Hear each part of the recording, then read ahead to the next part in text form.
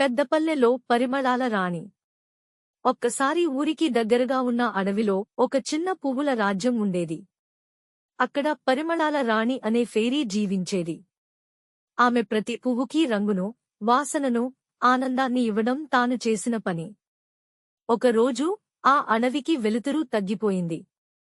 పువ్వులు ఉలికిపాటుకు గురయ్యాయి. ఎందుకంటే నల్లటి ధూళి దేవత అలక అడవిలోకి వచ్చి ప్రతిదానినీ ఊహల రంగు లేకుండా చేస్తోంది. పరిమళాల రాణి బంగారు తేనెటీగను పిలిచింది. మన అడవిని కాపాడాలి అని ఆమె అంది. తేనెటీగ, జాబిలి, చిన్న ఎలుక కలిసి అద్భుతమైన పువ్వుల పాట పాడారు. ఆ పాట అలక హృదయాన్ని తాకింది. ఆమెకి చిన్నప్పటి ఆనందాలు గుర్తుకొచ్చాయి. అలక కన్నీరు పెట్టుకుంది. ఆ కన్నీరు తగిలిన గడ్డి సుతిమెత్తగా మారింది. ఆమె నవ్వింది. ఇకపై ధూళి కలిగించనని వాగ్దానం చేసింది. ఆ రోజు నుండి అడవి మళ్లీ రంగులతో నిండిపోయింది. పువ్వులు మళ్లీ పాడుతాయి, పిల్లలు మళ్లీ ఆడుతారు. మంచితనం చిరకాలం వెలిగిస్తుంది.